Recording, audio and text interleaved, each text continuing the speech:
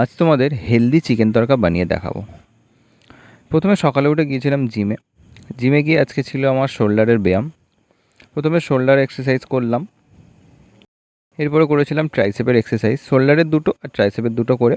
ব্যায়াম কমপ্লিট করে বাড়িতে এসে খেয়েছিলাম ভাত, একটা তরকারি, আলু কুমড়ো মাখা, ডাল আর সয়াবিনের তরকারি, তার সাথে একটা পাঁপড় ভাজাও ছিল। এরপর দই খেতে খেতে দেখছিলাম ক্রিস সিনেমা। সন্ধ্যা থেকেই বানানো শুরু করেছিলাম চিকেন তড়কা। প্রথমে মাংসটাকে নুন দিয়ে ম্যারিনেট করে রেখেছিলাম, এরপরে ডালটাকে প্রেসার কুকারে সেদ্ধ করে রেখে কড়াতে পেঁয়াজ, আদা, রসুন, টমেটো, লঙ্কা দিয়ে ভালো করে এটাকে কষে নিয়েছিলাম। এরপরে দিয়েছিলাম পরিমাণ মতো হলুদ, তারপরে জিরে ধনে গুঁড়ো, এরপরে দিয়েছিলাম গরম মশলা গুঁড়ো, দিয়ে ওটাকে কষে নিয়ে মাংস দিয়ে দিয়েছিলাম। মাংসটা এর সাথে ভালো করে নাড়াচাড়া করে নিয়ে ঢাকা দিয়ে গ্যাসটাকে কমিয়ে 15 মিনিট রাখলে এটা 80% কুক হয়ে যাবে।